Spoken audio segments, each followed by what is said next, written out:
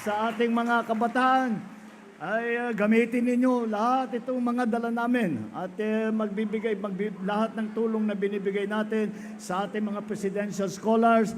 Pagbutihan ninyo lahat po ng tulong, mga teacher natin, lahat po ng tulong na maaari namin ibigay, binigay na po natin, ibibigay pa rin natin yung mga teachers allowance na for the last 2 years na i-release na natin lahat.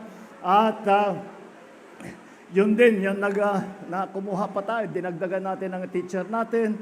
At yung mga guro ay ang pinangako ko nung nakaraang taon, nung nakaraang zona, ay walang magre-retiro na teacher 1 mula ngayon. Kaya na-promote na ang ating mga guro.